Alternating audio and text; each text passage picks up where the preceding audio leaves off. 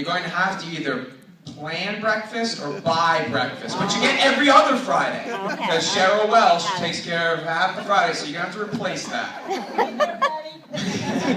Then after lunch, can you replace the wonderful ladies of the kitchen in their lavish lunches that they make for Craig only, Sue Hayden? These lunches are the talk of the school, Patty. There's no PBJ to be had for Craig. Or also, in the summertime, there's no break. Because, I don't know if you're aware, but Michelle Robert would walk in with not one cooler of lunch, but 2 coolers of lunch to make his lunch for him as well. So you have to stand up for that. Dinner may not change your house, but dessert definitely will. Whether it be an extra cupcake patty at lunch, that the lunch ladies would give them, or leftover cake from somebody's birthday, where no matter how much cake there is, a slice is always set aside for Craig. I'm wondering if there's going to be ever any cakes to be had at birthdays now that Craig is retired. I'm thinking they were made for him. Or whether Lisa Forrest's baked goods, who she claims she brings for everyone else, but Craig just seems to always get his share, but not everybody. So I hope you're prepared to enhance your culinary skills, because as you can see, Patty, these females have fed him very well over the years. But it's not only the lifestyle that he has been accustomed to, but over the last 40 years, we have also become accustomed to a lot of things that Craig brings to our building. For example, every morning, as we already said, all faculty are greeted by Craig in the teacher's room. We probably should name the teacher's room Craig's Cafe. Because not only does he greet you, he has made the coffee for you, and he's restocked the soda supply. Little did we know, though, that he was taking account for all those soda cans that were missing.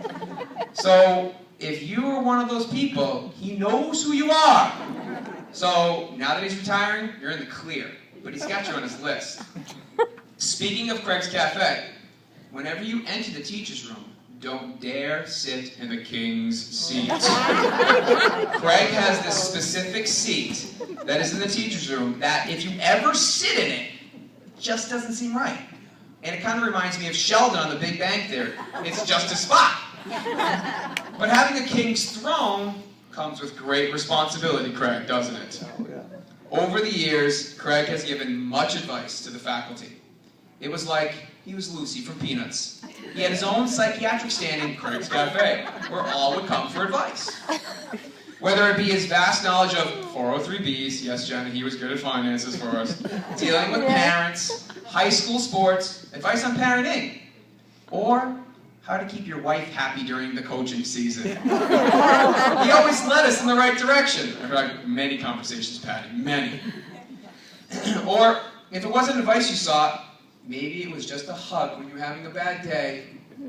We can often find Sue Hayden walking aimlessly up and down the hallways, looking for her daily hug from Craig.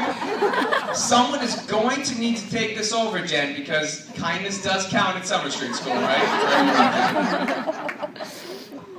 Not only does he give great advice and hugs to the women, he is great at deflecting those who may not be in the best of moods some mornings. Let me take you back to a time when a certain faculty member was pregnant. Let's call her Miss L. Or Miss S, whatever you want to do.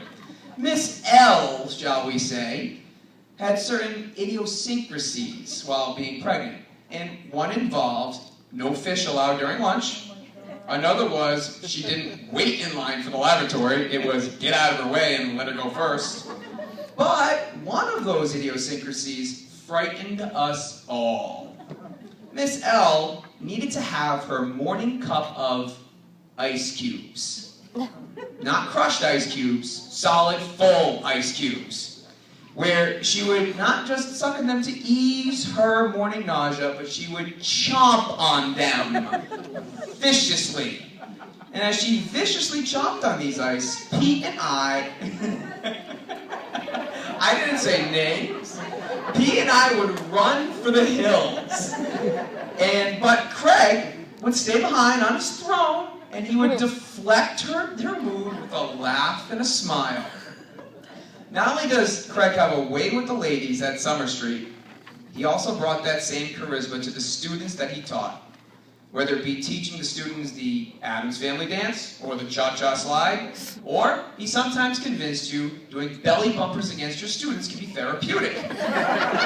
Craig has said when you engage in physical activity, you get physical results.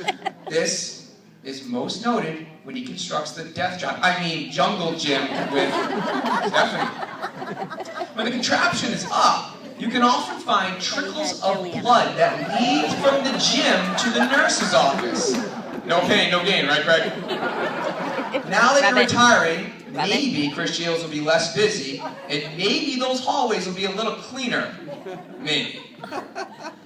Craig's rapport with the students just doesn't include physical activity, but it also includes, as you already know, the activity of human growth and development. Which, no, I am not taking that over.